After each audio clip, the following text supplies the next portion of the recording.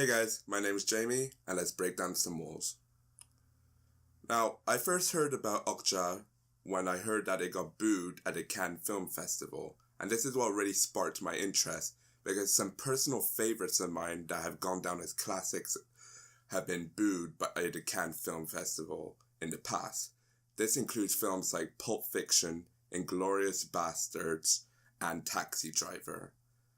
And if those films are a good indicator, I was pretty sure that this film would be at least decent. That's a bold statement. Basically, the plot of the story consists of a young girl called Mija, who is on a rescue mission to save her pet pig, OKJA, who she had cared for 10 years, from being butchered by a global corporation called Mirando.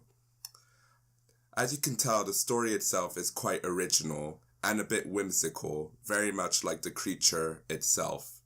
Due to the action and the pace of this film, it's clear that it's made to entertain. But aside from this, it also carries a message about how we treat animals, particularly in the food industry. And this is done pretty well because of the satire in this film, particularly with regards to the corporation and the way that they like to hide behind a persona of an innocent face. Since it's a family film, for the most part, it's quite light-hearted in tone. However, as the plot progresses, there are some darker moments. One of the major reasons this film was pulled off so well was because of the great cast that they managed to assemble. Aside from Tilda Swinton, Jake Gyllenhaal, Steven Yeun, and Paul Dano, the star of the show was the actress who played Mija. Unfortunately, I can't pronounce her name, but I'm sure we're going to hear loads more of it in the future.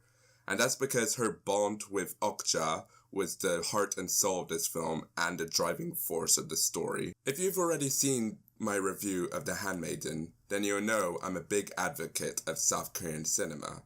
As it turns out, the director of OKJA had already done a film I recommended in that video, Memories of a Murder. And what I really liked about this film was that it was a beautiful tale and it was completely different to Memories of a Murder, which has only furthered the reputation of Bong Joon-ho in my eyes. If a director has range and variety, I think that's a pretty good sign of his skill. In fact, what was really good in this film was the cinematography and the special effects. With regards to the cinematography, I think that the coloring and the lighting were used to good effect, particularly when changing the tone of the film.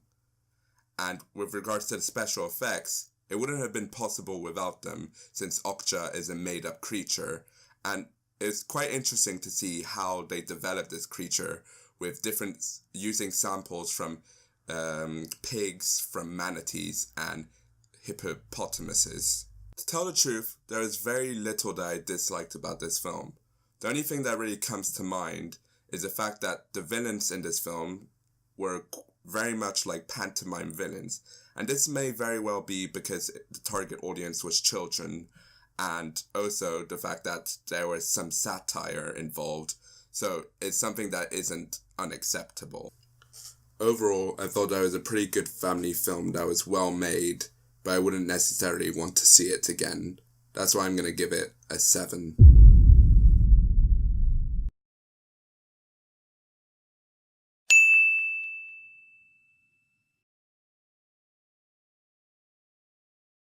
Well guys, thanks for watching. I really hope you enjoyed it, and if you did, please subscribe, because everyone needs a break.